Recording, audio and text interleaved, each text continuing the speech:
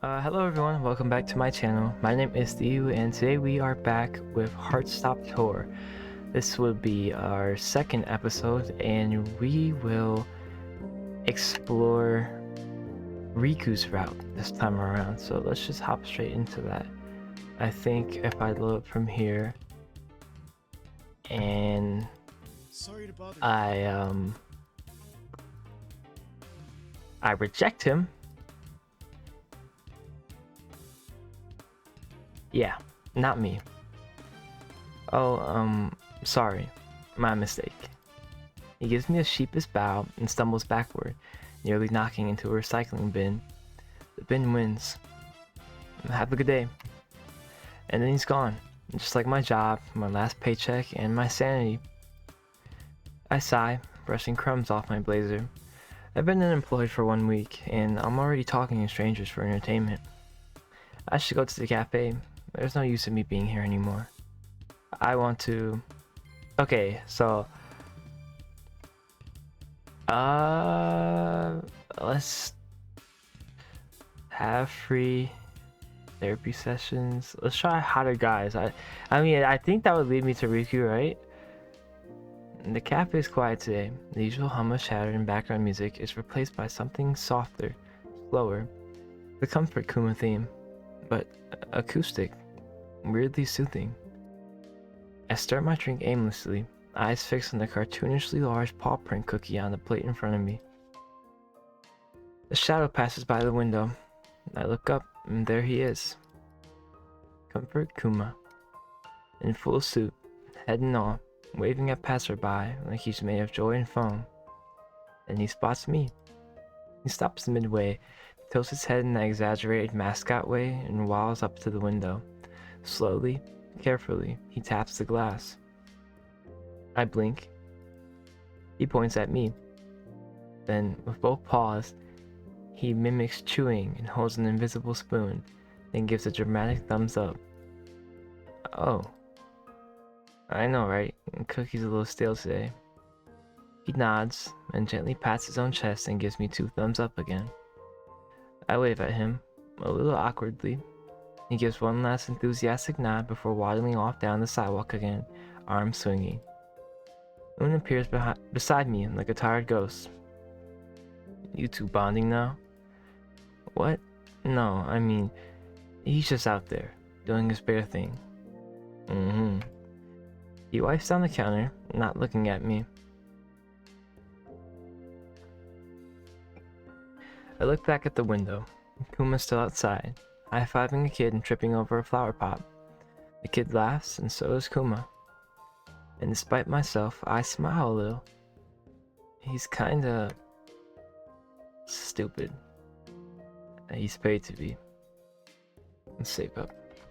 Maybe we just... overwrite from the start. Because I'm pretty sure, we got all of Julian's endings, so... I nudge the cookie closer to the edge of the plate. Still, he cheers me up. That's the job. But it feels like more than that. Because today, I felt like a deflated balloon in a room full of sharp objects. And somehow, a pink bear in the middle of the street made it a little easier to breathe. I pressed my fingers to the glass, watching him stumble after a flying balloon. It got late, and I decided to go home. My apartment is small, slightly cluttered, and smells faintly of instant noodles and old office supplies.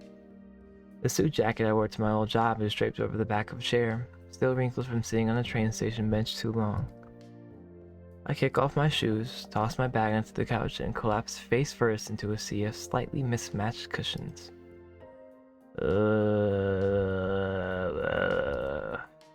Everything hurts. My legs, my back, my ego. I roll onto my side, grabbing my phone off the coffee table. I scroll through social media without seeing anything. I pause on a blurry photo of Comfort Kuma dancing at the cafe. I zoom in. It's me in the background, mid-bite, crumbs in the air. Perfect. I toss the phone aside. I got fake motivated by a mascot bear, and now my only hobby is aggressively bonding with a person in a pink suit. My stomach grumbles. I forgot to eat dinner. I shuffle into the kitchen. There's one sad cup noodle left in the cupboard. I boil water while staring at the fridge, where an old magnet holds up a crayon drawing from my childhood. A smiling pink bear, big bow, star eyes. Guess I'll go to guess I'll go to the cafe again tomorrow. Okay, it's a very lonely route so far. The bell over the door jingles again. Hoon doesn't even glance up from behind the counter. Welcome back, career crisis. You're not even gonna pretend I'm a new customer? You've had the same. I quit my job over a cartoon bear vibe for 5 days. Not exactly subtle. It was a justified resignation. I'm sure it was. I slide into my regular seat and pull out a notebook I haven't written in for 3 years. I mostly doodle a sad little bear, a sandwich, a speech bubble that says send help. The door jingles again. Comfort Kuma waddles in. Who is under this costume? Excuse me. Not the cardboard cutout, the real one. Pink, fluffy, smiling forever. Makes a beeline for me. Kuma stops beside my table and reaches into a bag slung across his fuzzy shoulder. He pulls out a handwritten card. On it, hang in there, you're doing your very best. I blink up at him. Kuma nods solemnly, then pulls out a second card. Smile today, you deserve it. And a third. Life is rough, but you're tougher. Are you handing out motivational quotes now? Kuma gives a double thumbs up, then gently places a paw on my head and gives a reassuring pat. This is kinda working. The absurdity of it all made me laugh. A small surprise noise I didn't expect from myself. Kuma starts doing a tiny dance, awkward, choppy moves with stubby arms flying. People in the cafe clap. Someone takes a photo. June, Hoon, deadpans behind the counter. June, Hoon, I don't know. I've been saying Hoon this entire time. I don't know why I came to that, but congratulations. You bonded with a sentient marketing strategy. I like him. Hoon raises a brow. You're aware he's a grown man in costume, right? Before I can respond, I spot a familiar blonde head in the crowd. Isn't that the guy who somehow convinced himself I was a tour guide? I'm about to wonder how he's even survived this long when he promptly trips over absolutely nothing. Crash.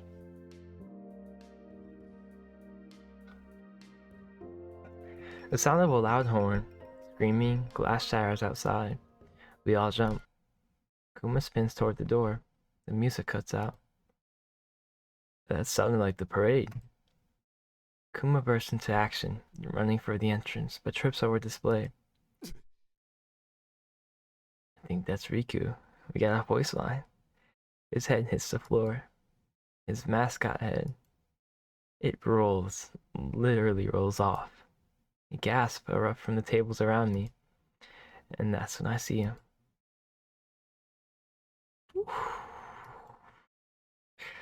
Under all the foam and fluff is a guy with dark tousled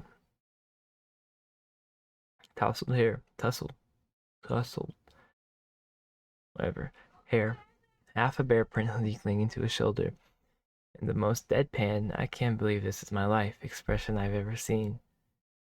He locks eyes with me, and then straightens, picks up the bear head, and sighs like he's aged 10 years in 5 seconds. Back door. No. Excuse me? There's a crowd outside with phones. One of them already saw me cry.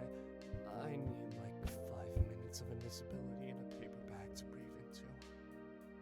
Yeah, I'm already leaning towards this one. Hoon casually points to the storage room. Door's open. Good luck, Riku. This is usual. You think the bear just wanders in off the street? Riku clutches the bear head tighter. Aren't you a loyal customer? Please, help me. Okay. He rushes toward the back, leaving a trail of fur and glitter. Hell yeah! Go with him! With a resigned sigh, I stand, push my chair back, and follow the trail of stray pink fur. The storage room smells like coffee grounds and lemon cleaner.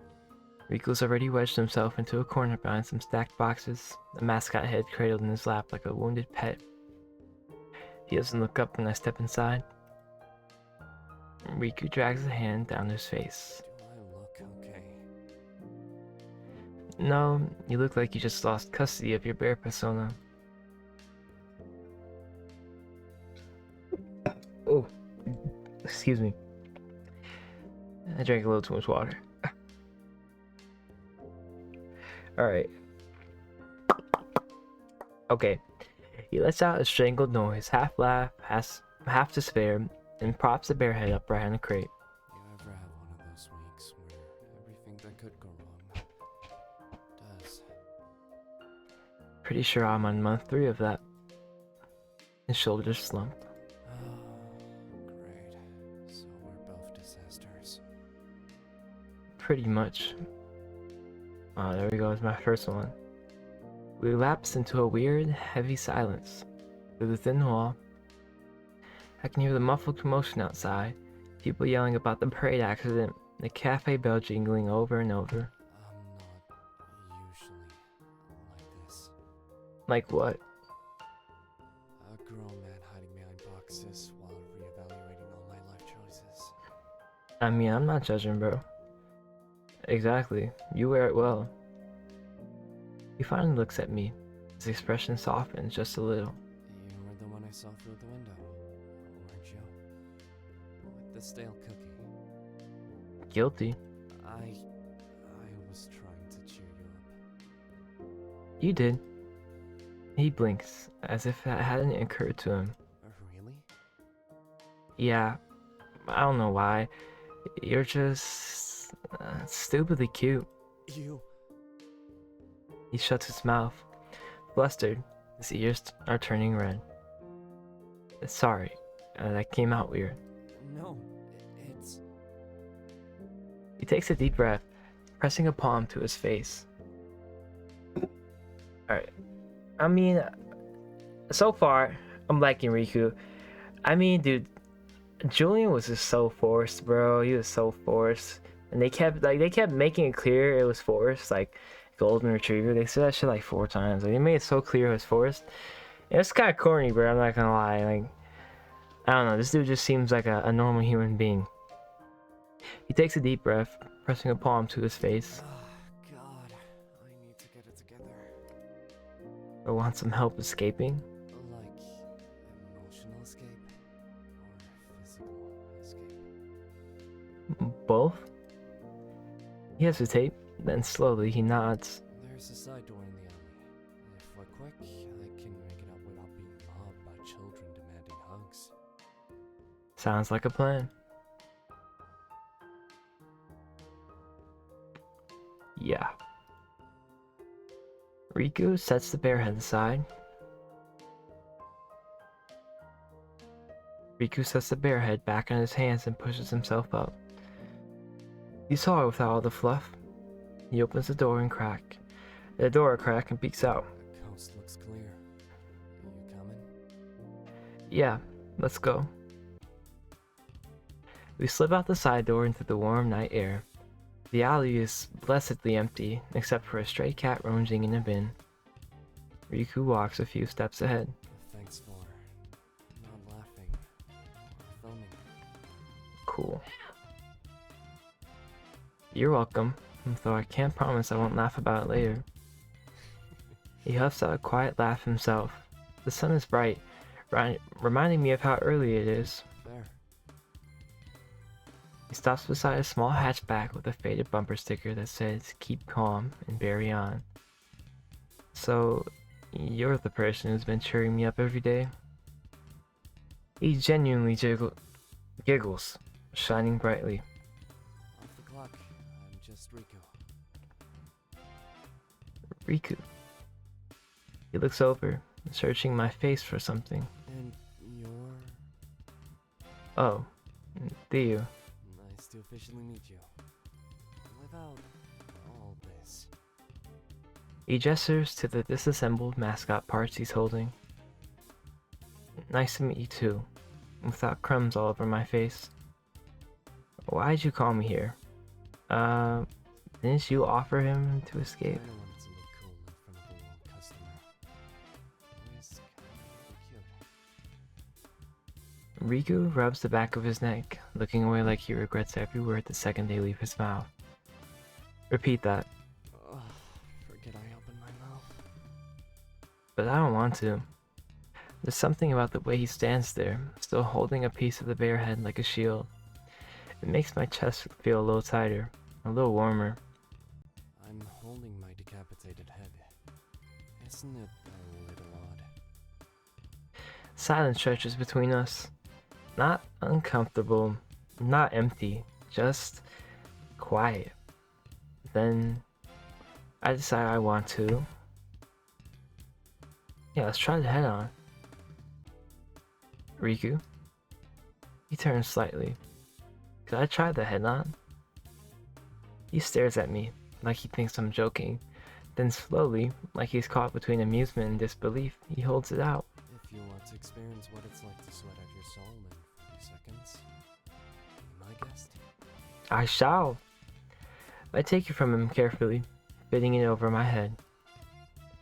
Instant warmth, immediate claustrophobia. My voice echoes inside the foam like I'm shouting into a pillow. Oh my god. Yeah, welcome to my life. From inside the suit, the world is muffled in pink. I stumble forward. I can't see anything.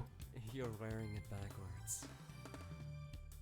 He gently turns it for me, adjusting the head with expert ease. His hands brush my shoulders, and even through the suit, the touch sends a jolt up my spine. When I finally manage to lift the head off, my hair is a mess, and my face is probably tomato red. Riku looks oddly proud. Not bad. You've got... Oops. Not bad. Not bad. You've got natural mascot energy. Should I be insulted? There's my second one. He shrugs. It's a compliment. Weirdly, being a mascot kind of suits you. We both pause at that. Thanks for following me, by the way. Cool.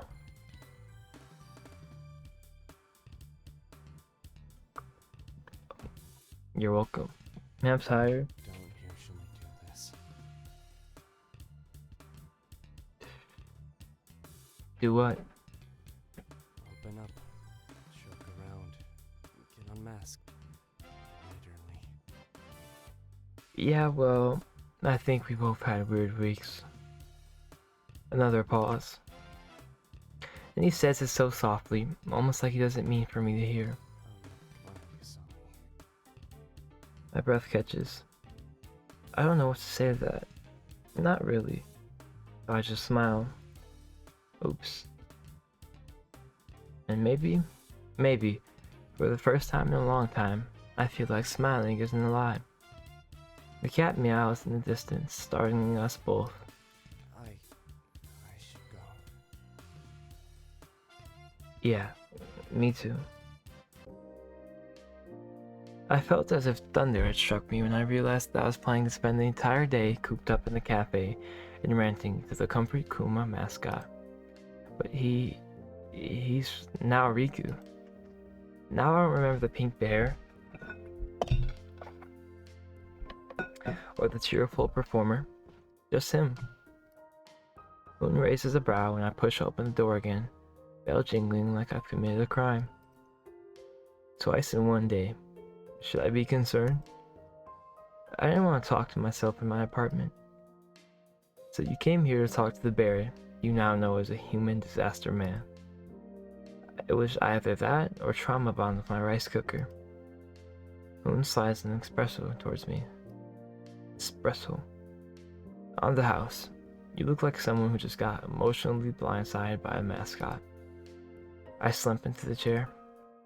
He said he was glad I saw him. Like, really saw him. That's usually how eyes work. I throw a napkin at him. He dodges it effortlessly. Hoon doesn't even ask anymore. He just goes back to rearranging napkin holders and pretending not to listen. I sip my drink slowly, trying not to look at the empty sidewalk outside. The kid presses their face to the window, eyes wide. Their mom drags them away before they can smear the glass with excitement. Still no Kuma. Still no Riku. Why was I waiting for him so long? He's cheaper than a therapist. Jingle. Who is it? The door swings open, and there he is. Not in the suit, not in costume, just Riku. Hoodie, mask pulled down, eyes a little tired, hair a little messy. In his hands, a paper bag with a small, slightly squished cake box inside. He walks past the counter like a ghost, trying not to be seen. You forgot something. Left the emergency confetti jar. Not again. Riku stops short when he sees me, his eyes wide like he didn't expect me to still be here. Oh, Hi. He hesitates, then stiffly, like it requires a full body reboot. I brought you cake. Why? He looks like he regrets everything. I panicked. It was a thank you. Or an apology. Or both. It was on sale. He sets the box down. The label says limited edition Comfort Kuma Mousse. The bare face is a little lopsided, one eye slightly smooshed. It looks haunted. I think so too. We sit in awkward silence for a beat, then I pick up the tiny plastic spoon and take a bite. It's actually good. I told the guy at the counter I was getting it for a kid. He asked if I was getting it for my son. I panicked and said yes. Oh man, I'm tired. You have a son. He's a bear. His name's Mr. Barrington and he lives in the storage room. That's good to know. I nearly choked on the mousse. Without the costume, he's so weird in a good way.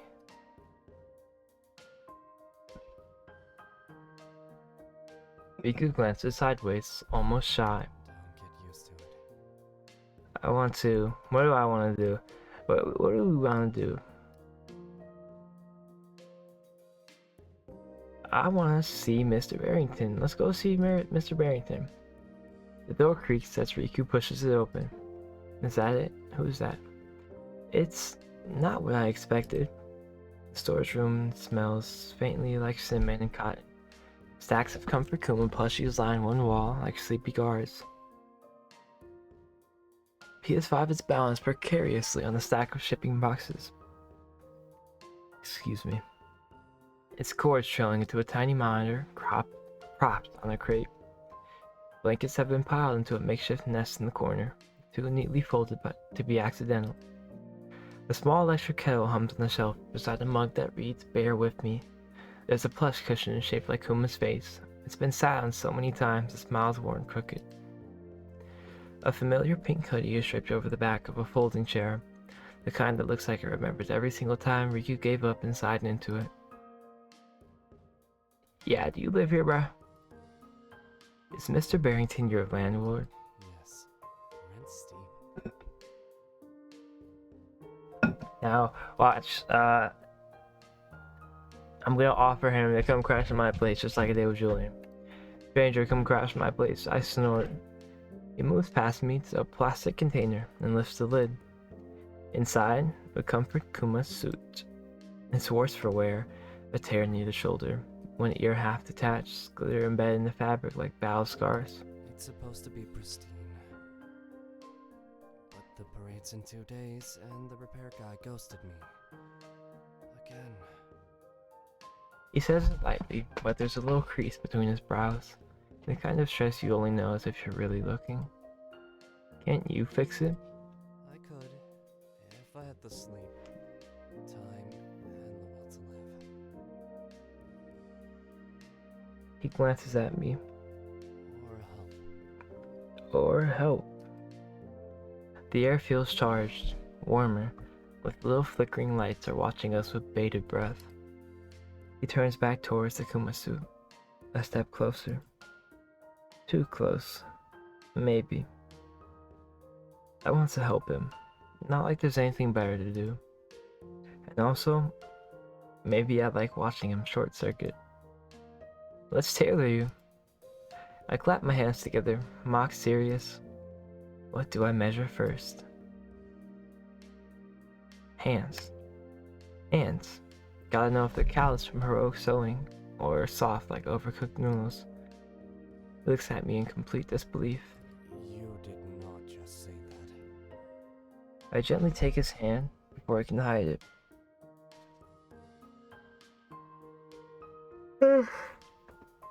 Oh boy. It's warm. His fingers twitch. I use fabric softener. Fabric softener on what? On his I use hands? fabric so- You'd make an excellent Kuma husband. You're banned from speaking. He turns abruptly, shoulders hunched, face a little too red to be casual. I changed my mind. You're not allowed to help. You're a menace. A tailoring menace. You love it. I'm going to go drown in glitter. Need help with that too? You're worse than the parade children. He tries to storm off with dignity, trips over a plushie instead. Riku's still red, but he's pretending he's not, which somehow makes it worse. Or better. He clears his throat, bending over the half-mangled Kuma suit. The thread dangles from one ear. The paw stuffing is peeking out like he's trying to escape its situation. This was the backup. I didn't even bring the main costume today. He picks up a bent zipper with a look of deep betrayal. You're saying this guy is a twin? Evil twin.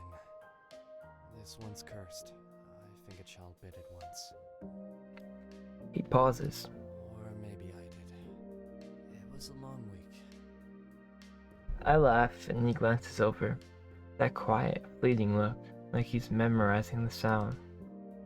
He picks up a pair of scissors and a thread and sets them down in front of me. You really want to help? Yeah, I do. I sit across from him on a little couch bench in the back, knees nearly touching. The smell of fabric glue and sweet tea lingers in the air. Outside, the cafe hums faintly with life, but here, it's just me and the bear who saved me both in different ways. Riku patches the paw while I try not to stab myself while threading a needle. How did you even learn to sew? YouTube, forums, loneliness. A beat.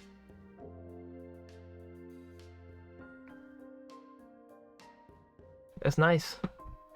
That's nice. I started when I was 13.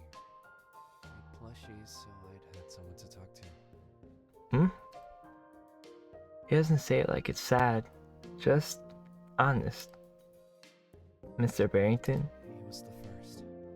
His head was 3 sizes too big. Like physically, he couldn't sit upright. Relatable. That reminds me just of my Irish plushie, bro. His head is like way too big for his body, and every time I try to prop him up, he falls over. He finally smiles again, really smiles. That slow, awkward grin like it's unused muscle. Then I made Comfort Kuma. He freezes. Just a second too long. Made? I mean, I made a Comfort Kuma. Like a plush. When I was a kid. It wasn't official or anything. Just my version. Ah. I go back to threading the needle, as though my eyes flick back to him. It's the first. Then, Ugh. I mean, He looks way too focused on the paw patch like it's personally offended him. Brother. it was kind of messed up. That's really cute, actually. It was kind of messed up. The ears were uneven. One arm was backwards, but he smiled a lot. reason I'm fixing the suit so much is there's a parade in 2 days. Big one. Press coverage, mascot racing the local mayor, the June bet money. You're racing a mare? Yes, Asma, I have full feet. It's even. For educational purposes, Tokyo's actual mayor is Yuriko Koike, who is a woman without asthma. He looks at the patched suit, and the seams are better, but not parade-worthy. If I don't fix this in time, I'll have to wear the spare, the cursed one, and I'll let people down. We won't let that happen. He blinks. Oui. We're tailoring partners now, remember? He exhales like he's been holding his breath since I walked in. Okay. Then you're officially part of Project Kuma Parade. Do not die edition. He holds out a pink thimble like it's a sacred oath. I press my finger to it. We're gonna make one bear of a comeback. Why did I choose you?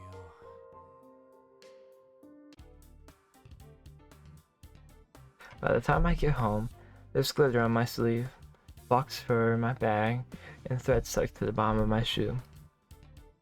I shut the door behind me and lean against it. What the hell is my life? A beat of silence, and then I laugh. Out loud. Because apparently, I'm now the co-captain of a fake Bears comeback tour, armed with a pink thimble and a deeply repressed mascot designer. I take off my shoes and shuffle toward the kitchen, where a sad cup of instant noodles awaits its fate. The water boils. I dump the powder in, stare at the crayon drawing still stuck on my fridge. Comfort Kuma, smiling like the world doesn't suck. You'd like him. He's a disaster, but a good one. I eat it alone, close the lights, and go to sleep. The morning sun slices through the blinds like an unpaid electric bill. I groan, roll over, and accidentally elbow my phone off the nightstand. It clatters like karma. I stare at the ceiling. New day, new regrets, same jobless bear enthusiast energy. Still, something feels different today.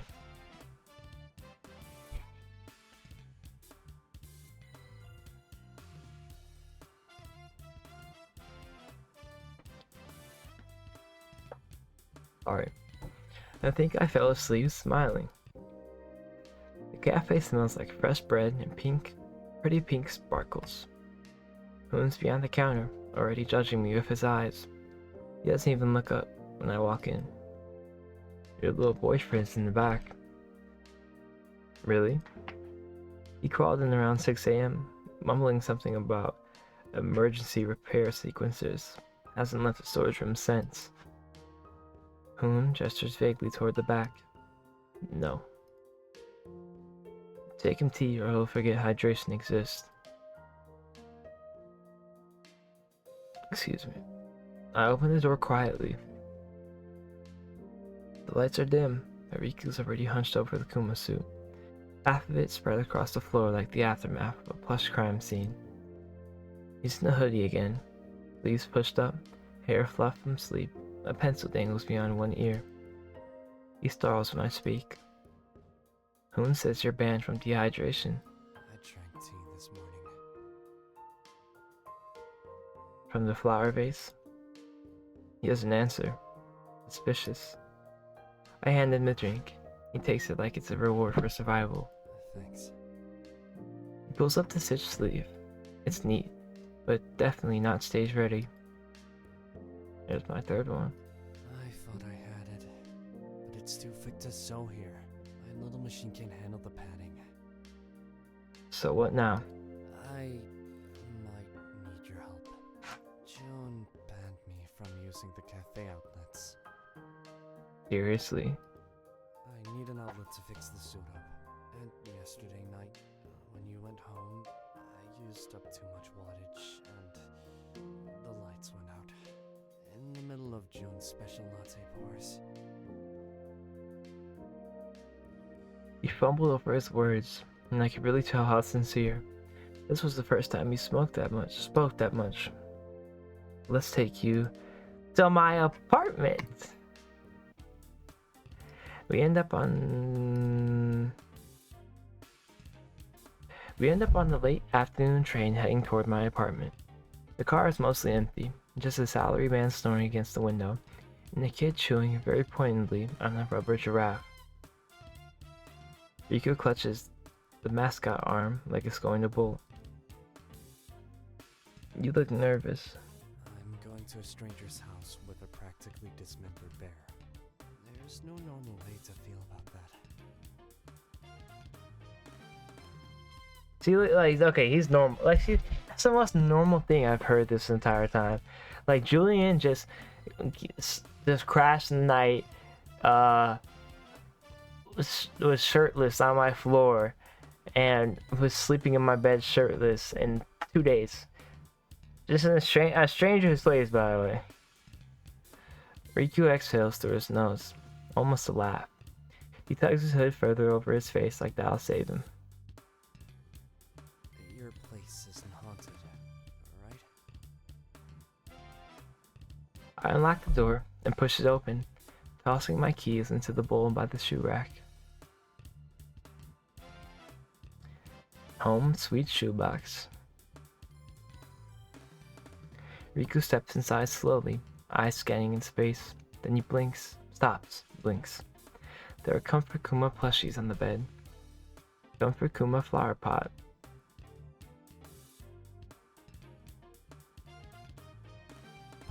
A flower pot holding flowers. A rug underneath with Comfort Kuma's dumb little embroidered face. A light bulb, a sticker on the fridge, a pink bean-shaped cushion, and he squints. A miniature framed print of Comfort Kuma drinking tea. He turns to me, slowly. Did I just walk into a fan shrine? I freeze mid-shoe removal. I can explain. There's a magnet that says Comfort Kuma's my emotional support cryptid. It was a gift. You printed it yourself. It says your name on the bottom corner. Okay, it was a self-gift. He just keeps staring, not in judgment, more like disbelief. Or awe. This is so weird. You live in the storage room with the bear named Mr. Barrington. Yeah, but you give weekly monologues to a foam mascot like it's your therapist. That is true. That's fair.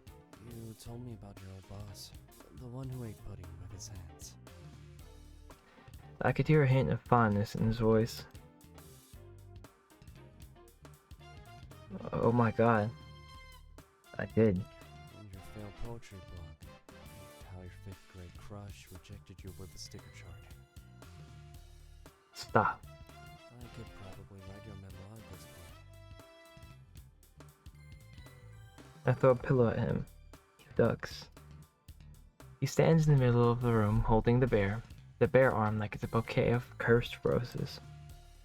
You can sit. Where? Literally anywhere. It's not a museum. The couch won't bite. He sits. The couch groans a little. Riku flinches like it personally insulted him. You okay? I think your couch just judged me. You get used to it. I bring over a small sewing kit and a drink, setting them on the coffee table between us. He watches me kneel down and start prepping thread. You don't have to do this, you know. I know. I'm just that selfless. You're weird.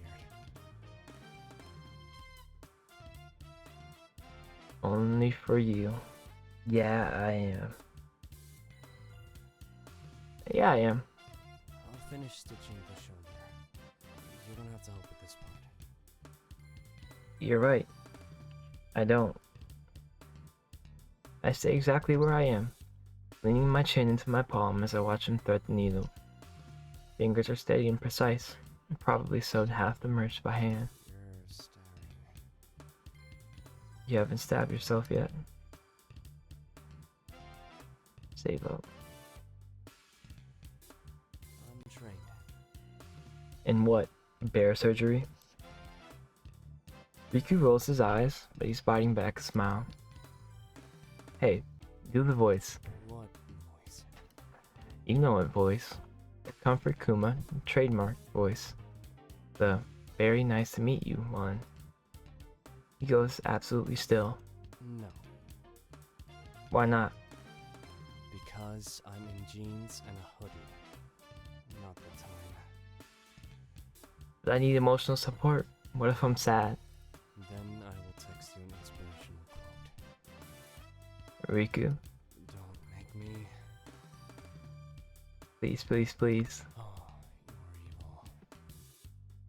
evil. No, I'm just lonely and unemployed and being held hostage by my own merch addiction. Help me cope. He groans softly and hides his face in the half-stitched sleeve. I hear a muffled, Very nice to meet you. louder, with feeling. Very nice to meet you. He immediately buries his face into the fabric If you pile. ever tell anyone about this, I'm revoking your plush privileges. That implies I had them to begin with. You own 6 different versions of me in hat form. Sounds like obsession. I'm starting to think you're the weirdo, not me. The sewing's mostly done. The bear suit lies draped across the back of a chair, stitched and safe. Riku sits cross-legged on the floor, sipping the tea I made earlier, this time not from a flower vase. I'm really scared about this whole thing. It'll be over soon. You don't have to get out there. What if you just don't go?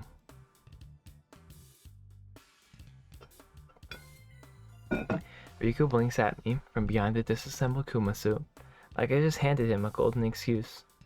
You're serious? I mean, it's not illegal to not go to a parade, right? He stares at the bear's empty head, and slowly lies back on the crate like he's made the most important decision of his life, I just live in the storage room now. with the syrup bottles. They understand me. Time passes, sort of, and kind of. Not really. Hoon eventually stops yelling, probably because he realized Riku actually meant it. Storage room transforms. A blanket nest in the corner, string lights, a dedicated hot cocoa shelf, and a "Do not enter unless you bring snacks" sign pinned to the wall with a toothpick and emotional damage. Kuma's head perches on the plush throne, made of cardboard and regret. Sometimes I visit, and Riku greets me like a cryptid emerging from plushy fog. We share hot cocoa, vague life updates, and discuss Mr. Barrington's political stance on fruit snacks. Outside, the cafe keeps running. Comfort Kuma becomes something of an urban legend. Kids swear that if you knock on the flower shelf 3 times, the Bear King appears. Riku's fine with that. Fame is overrated. Forts are better. You're drinking soup from a measuring cup. It has ounces on the side. Precision is power. It has ounces. You never made it to the parade, but you made cocoa, built a kingdom, and the Bear King lives forever. The end. Thanks for playing. Okay, so that's one.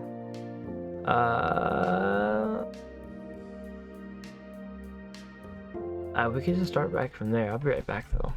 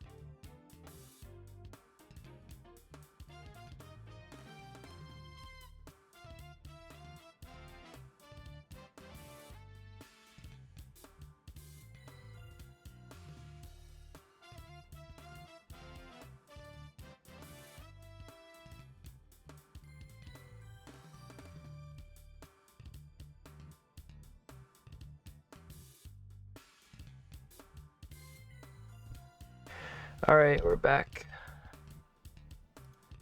I'm trying.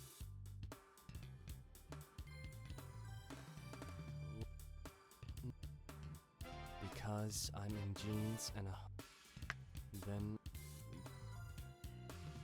Oh.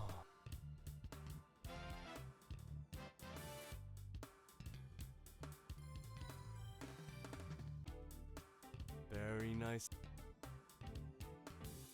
If you ever tell anyone about this, I'm revoking your plush privileges.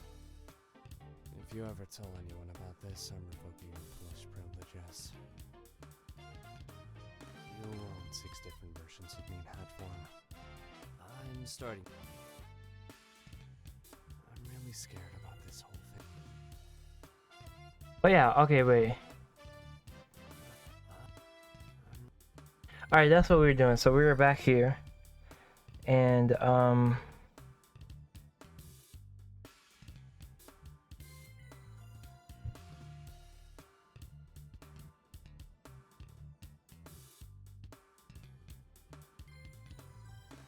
so we're back here and we'll just click this. And I think this will get us to the parade. Lights are dim. It's quiet now. Only the faint buzz of the fridge and the hum of the city outside my window. I glanced at him. He's looking at one of my shelves. What? You have the limited edition Winter Comfort Coma with the earmuffs. Of course I do. He sits next to the tax season Kuma. Riku's lips twitch, but then his gaze lingers. You really like him, He got me through some weird times. Those dumb quote cards, they actually helped. A pause. Why? Riku's voice is soft, careful. Just wondering what it's like, seeing something and not knowing where it came from. You mean like comfort Kuma? Yeah. Another beat. He feels with the edge of his sleeve. Then, It was me. so he made it. What? I made him. I blink. The designs, the backstory, the idea. I pitched it years ago. John's brothers said, sure, whatever. And somehow it worked. People actually liked it. Your comfort Kuma's dad? Please never say it like that again. Why didn't you tell me? He hesitates, then, with a quiet exhale, It's stupid. But Koma was always the one who could say what I couldn't.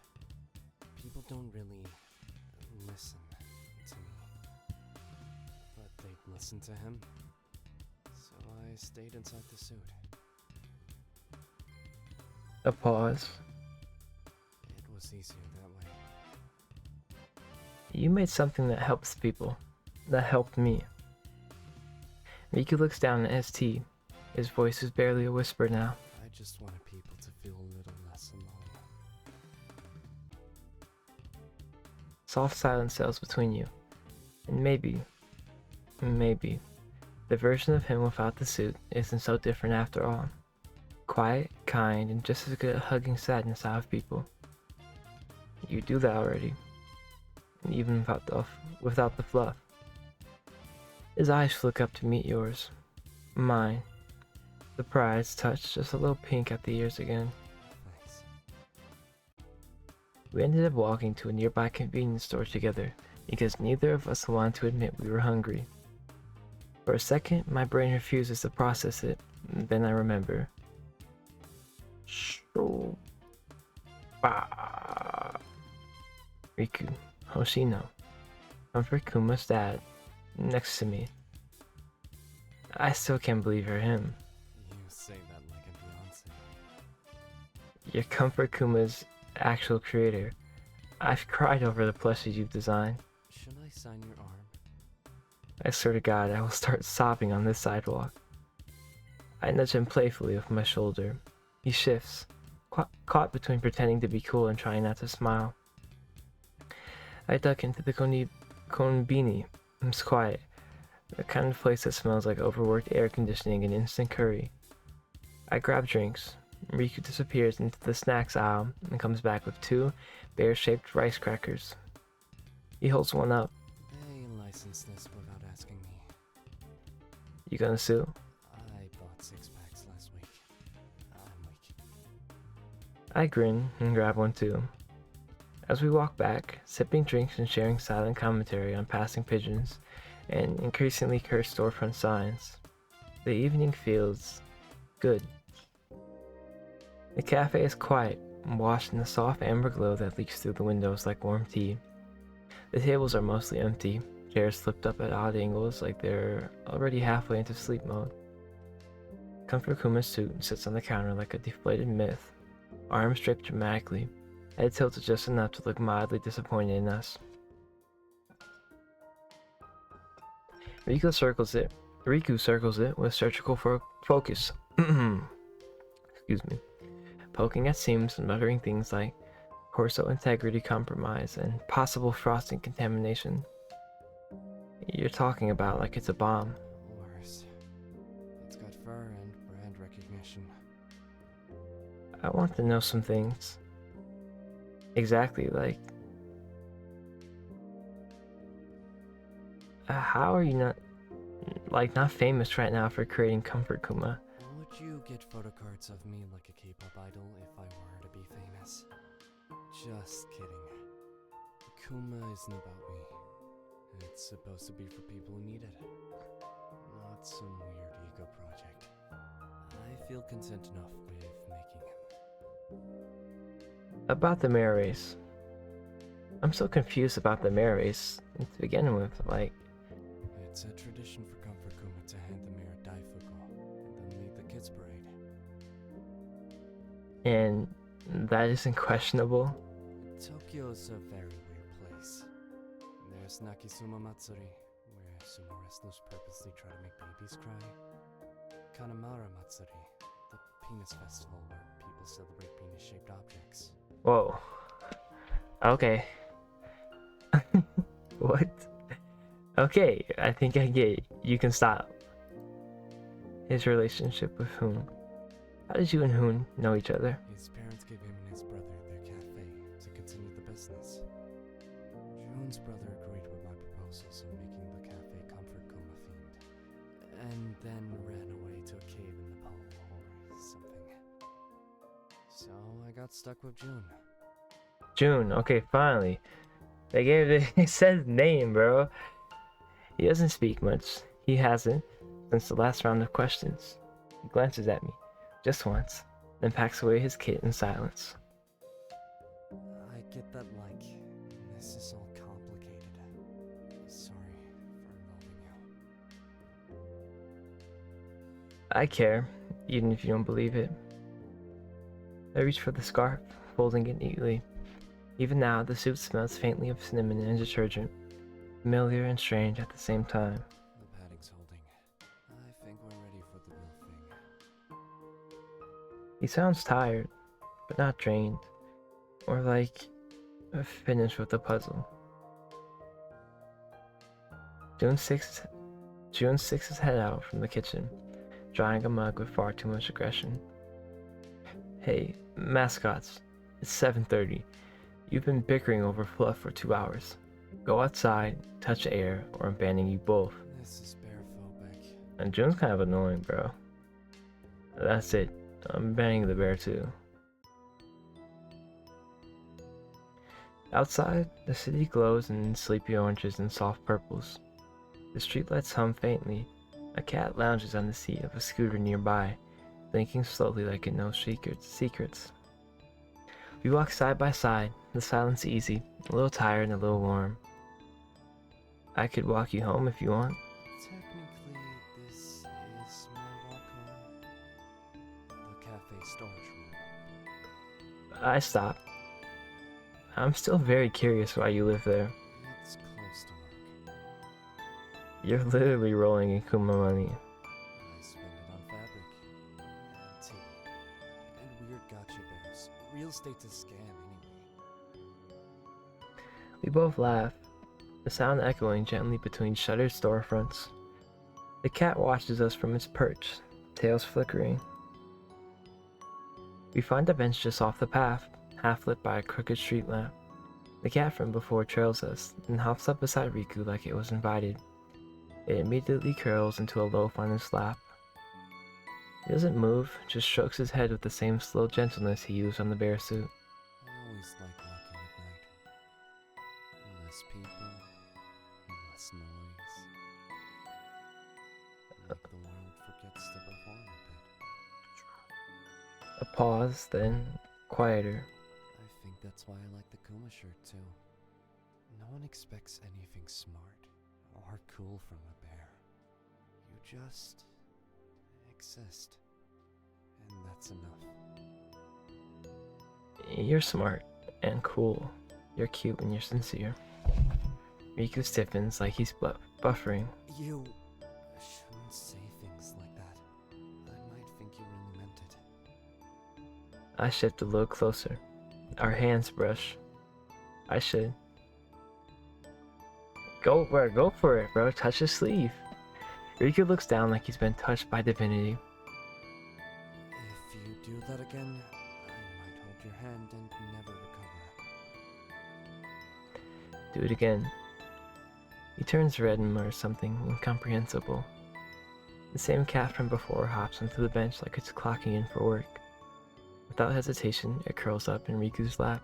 It likes me.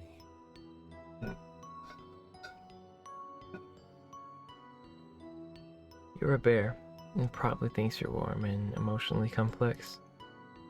Riku gently pats his head. We're bonding. Sudden drizzle. Oh no. Don't worry. I always do, my brother. Of course you do. He produces a compact, suspiciously bear print umbrella, and opens it with a snap. That has ears. Everything I own has ears. We duck under it together, brushing elbows as we walk toward the train station. The cat meows once and darts off into the night. The station buzzes gently with vending machine glow and the sound of announcements echoing down the platform. We don't say much. So, bye. Yeah, tomorrow's the big day. Don't forget to come by. I wake up to the faint buzz of my phone and the distant screech of a neighborhood crow yelling at the power line. Let's save up. It's a jump scare every time, bro. Sunlight cuts through the curtains and strips. My arms ache a little from yesterday's accidental crash course in the mascot suit repair. My brain aches more from the memory of Riku turning pink when our hands touch. I flirted with a man holding a bare head. It was my life. I shuffled toward the bathroom like a zombie, and then autopilot through brushing my teeth. Only fully waking up halfway through staring into my own mirror like I've seen things. Things with plush limbs and emotional baggage. The cafe is already unlocked when I get there. I step inside to find Riku sitting cross-legged on the floor, surrounded by safety pins, extra fluff, and what looks like 3 different types of daifuku. Comfort Kuma, fully repaired, sits upright on the counter like it's judging him. Should I be worried you're feeding the bear before yourself? He's a growing symbol of public joy. He needs sugar. He doesn't even look up, just holds out a stick of Mitarashi, Dango, without question. I take it.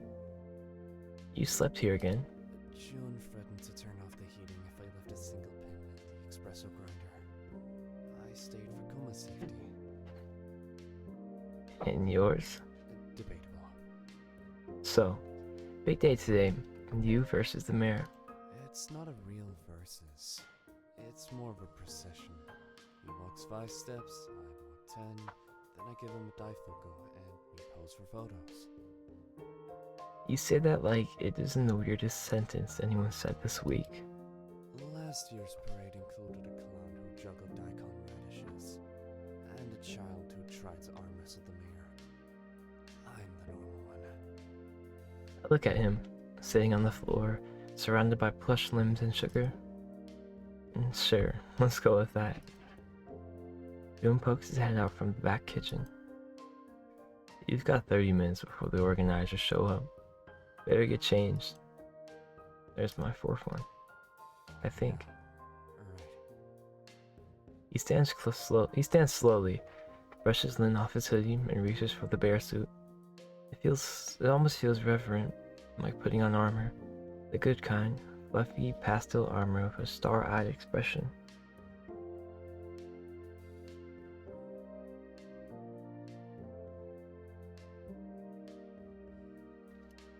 He pauses halfway into the suit and glances at me. You coming? Right? Obviously. Who else is going to make sarcastic comments and hand you daifuku mid-stride? Yeah? Thanks. For yesterday. And today. And just existing. I guess. Are you getting sentimental because the suit's halfway on? No. I'm sentimental because you keep saying nice things when I least expect it. No. He looks away, cheeks tinting just a little. I should stop doing that, huh? Don't. Please don't. You put the bear head on, and I'm leading the parade myself. Okay, Boss Bear. He snaps the head into place. Showtime? Let's go win Tokyo's heart. The streets are alive, streamers hang from lampposts like festive laundry. Kids wave cardboard cutouts of Comfort Kuma, and someone's blasting a techno remix of the Kuma theme from a speaker that definitely shouldn't be that loud. I stand on the sidewalk, clutching a little paper fan someone handed me. It says, "Go Kuma," in glitter pen. He appears. Comfort Kuma. Full suit, perfect posture, waddling slightly, like a prince of pastel foam. Riku moves with surprising grace, arms wide, waving like a benevolent plush overlord. Kids scream like he's a pop idol. A toddler throws him a flower. This is unreasonably powerful for a bear with a soft tummy. The mayor, the stiff man with a sash that says "Civic Glory is Friendship," approaches him with his entourage. Riku stops in front of him and performs the ancient sacred ritual, handing him a daifuku. The mayor bows, Kuma bows, the crowd cheers like they just witnessed world peace. Then Riku does a spin. Not a graceful one, more like a slow, careful turn because the suit doesn't allow full range rotation. But the kids go wild anyway, and someone throws confetti, and Grandma shouts, "I love you, Kuma." I think he became legally in charge of the city. He waddles past where I'm standing. Our eyes meet. Well, eye holes meet. I see the faintest glimmer behind the foam. And then he stumbles. Not a full trip, just a very controlled wobble as someone bumps into him from the side.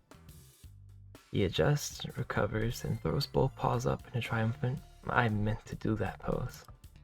The crowd roars. June, standing behind me in a staff but unwilling hoodie, mutters, "This is a cult. You're all in a bear cult." The parade noise fades behind us, muffled by the narrow buildings and flickering signs of a nearby alley. A soft breeze dances between vending machines and stacks of recycling bins. The cat watches us from a rooftop, perfectly unimpressed. Miku pulls me gently into the shadowed corner between the cafe and the neighboring shop.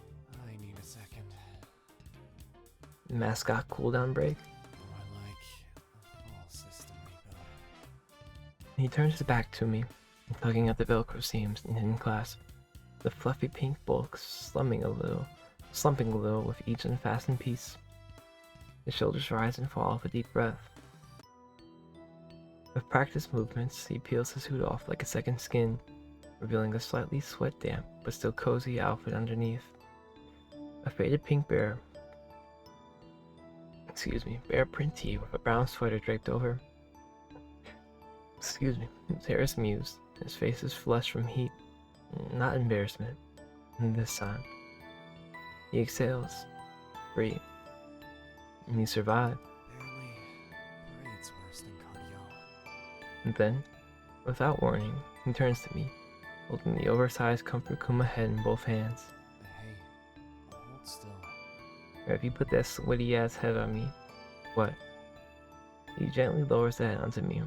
The inside is warm, smells faintly like cinnamon, detergent, and him. Everything goes soft and pink around the edges. Riku, I can't see anything.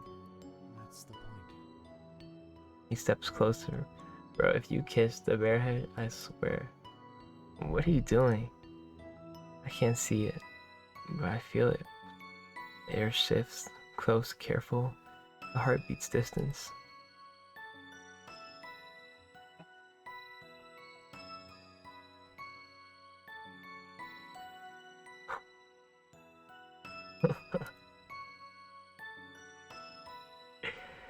Oh, brother.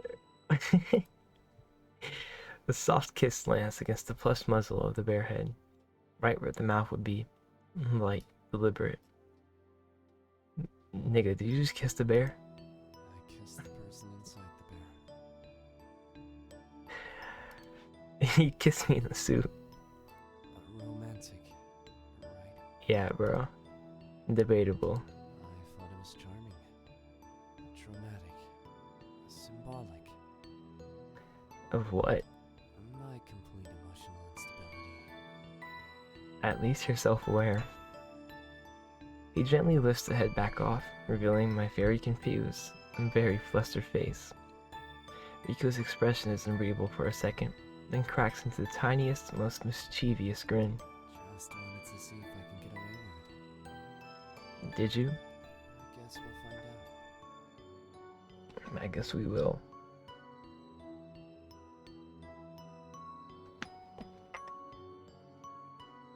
The end. Thanks for playing. Alright, so that's two Rikus. What can we do to where alright, let's go here. Let's see what this leads us. Okay, Yes. so let's just go all the way back until we meet him and see if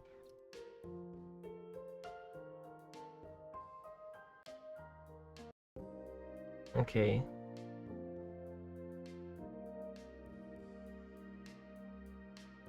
Go okay, so go with him and ignore the guy. Right. That makes sense. Okay, he doesn't look angry, just resigned. He finishes packing up, nods politely, and slips out the side door with the suit in hand.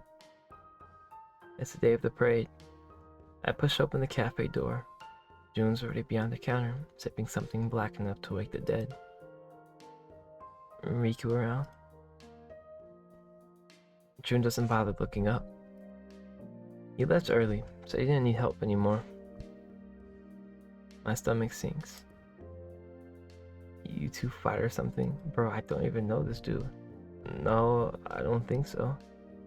June raises an eyebrow but doesn't press. Crowds line the streets, camera flashes, kids wave paper flags. The mayor sweats through his suit in 4K. Comfort Kuma appears. Fully suited, perfect posture, immaculate bow. Bow. He hands a daifuku to the mayor with a practiced flourish, leads the kids' parade like a pink messiah. Everyone cheers. But beyond the oversized head, I see no bounce in the steps, no tiny wave toward the cafe, no glance toward me. The cafe is nearly closed, chairs flipped, June cleaning mugs with the mood of a man scraping barnacles off a ship. He sees me, and wordlessly slides a small envelope across the counter. I open it. Inside is a Comfort Kuma thank you sticker, the kind they give to kids on birthdays. And a note, inked neatly, no flourishes. Thanks for helping with the suit. Wait, where did I? No emoji, no extra line, no anything. I slump onto the couch. The TV plays footage of the parade on repeat. Comfort Kuma waving, dancing, hugging a balloon child. Meter cheers. The thank you sticker lies on the coffee table, Next to my cold drink and a crayon drawing from childhood. Comfort Kuma with wobbly arms and starry eyes. Yeah, me too, Kuma. The end. Alright. So that's kind of just like a sad. So where?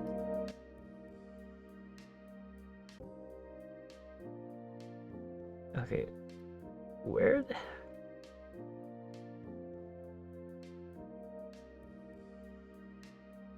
Ignore the guy, go with him. So I'll go with him again this time. Yeah. God. Like, Alright, what if I leave? of course. Sorry for holding you. He looks away and I immediately feel guilty. Thanks for following me, by the way. You're welcome. Don't usually do this. Do what? Open up, choke around.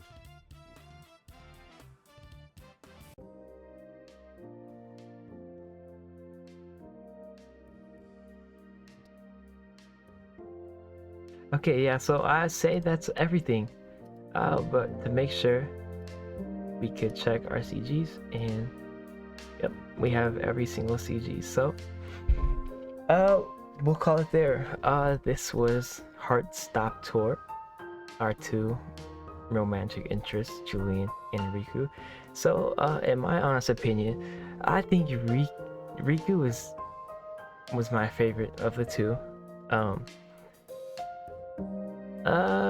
He was more relatable to me, and he seemed more normal. This dude was like I hate that, like the golden retriever, just so corny. Like you're so childish, bro. You're a grown man, bro. Like at least like he's a grown man. Like this was goofy. But he was a grown man, and he knows he's goofy in the suit. Like he knows this shit's goofy, but he seems just more normal. Like he has a a sense of self-respect. But yeah, that's Heartstop Tour. I appreciate you guys sticking around. I hope you guys enjoyed, and as always, if you'd like to go play other works, I'm not sure if there are other works of the creator, but if you'd like to go check for yourself or play the game for yourself, I will put it in the link in my description. But other than that, thank you once again, and I hope you guys rush to the next one. Bye bye. I love y'all.